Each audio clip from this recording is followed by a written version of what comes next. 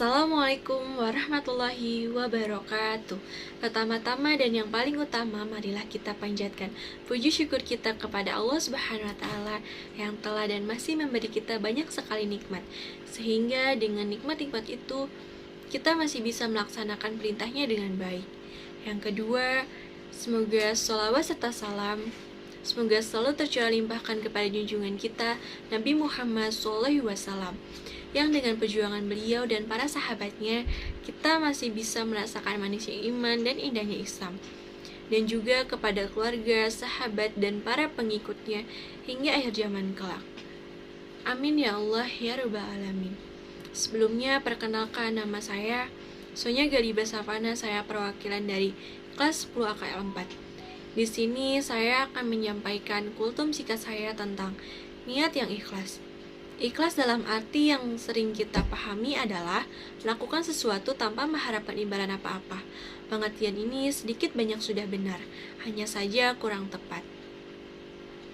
Dalam agama kita, ikhlas adalah melakukan sesuatu karena Allah Subhanahu wa taala. Ikhlas sendiri mempunyai banyak sekali dimensi dalam kehidupan sehari-hari kita. Contohnya, ikhlas dalam bekerja, ikhlas dalam beramal, ikhlas dalam mengajar, ikhlas dalam beribadah, dan lain-lain. Nah, contohnya apabila kita memasukkan dalam konteks ibadah, maka ikhlas berarti melakukan ibadah karena Allah Subhanahu wa taala, bukan yang lain. Bukan karena ingin dipuji, bukan karena ingin terlihat soleh, tapi benar-benar semata-mata hanya karena Allah. Allah berfirman dalam Quran surat Al-Baqarah ayat 5 yang artinya, tidaklah mereka diperintahkan kecuali untuk mengikhlaskan agama untuknya. Ayat di atas menerangkan pada kita tentang berlaku ikhlas dalam beragama. Agama apabila tidak dilandasi dengan ikhlas dan kejujuran akan runyam dan seolah tak berbekas. Orang sibuk memikirkan kepentingan diri sendiri tanpa sedikit pun menempatkan agama dalam prioritas hidupnya. Ikhlas juga menjadi penting untuk dipraktikkan karena setiap amalan yang kita lakukan tidak sah di mata Allah apabila tidak tampaknya. Dalam hadis yang diriwayatkan oleh Imam Muslim dalam kitab Sahih Muslim, diceritakan tentang suatu perkara yang akan terjadi nanti pada akhir zaman di hadapan Allah. Saya kutip satu kisahnya. Dikatakan nanti di hadapan Allah ada seorang hamba ditanya oleh Allah, "Apa yang telah kamu lakukan di dunia, wahai hambaku?" Ia menjawab, "Saya berjuang dan berperang demi engkau ya Allah, karena Allah Subhanahu wa taala, bukan yang lain. Bukan karena ingin dipuji, bukan karena ingin terlihat soleh, tapi benar-benar semata-mata hanya karena Allah."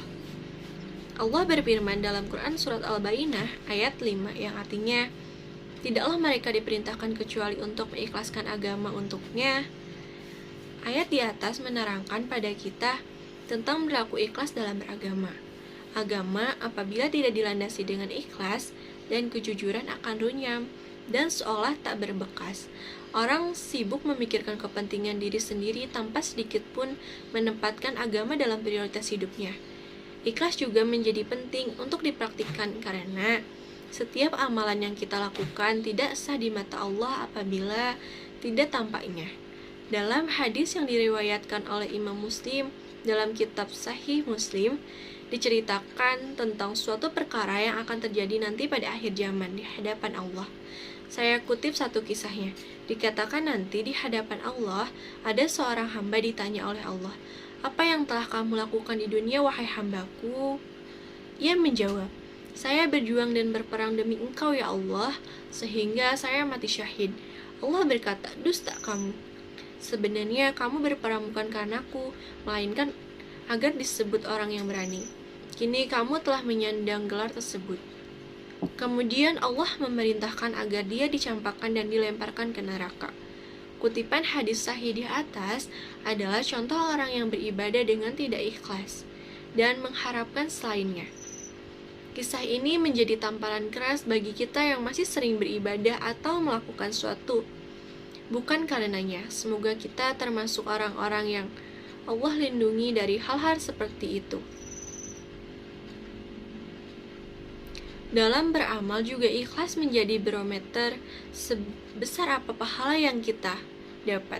Semakin ikhlas seseorang dalam beramal, semakin besar juga balasan yang diterima. Semakin murni karena Allah, dia melakukan sesuatu, maka semakin bernilai amalan itu di sisi Allah Subhanahu wa Ta'ala. Nah, setelah memahami urgensi berlaku ikhlas, maka hendaknya kita memulai memupuk dan melatih diri kita untuk ikhlas dalam segala hal, sehingga apa yang telah Rasulullah siratkan dalam hadis yang tidak terjadi pada kita. Amin. Saya kira cukup dulu kultum singkat tentang niat yang ikhlas ini. Semoga apa yang telah saya sampaikan bisa bermanfaat bagi kita semua. Wabillahi taufiq wal hidayah. Wassalamualaikum warahmatullahi wabarakatuh.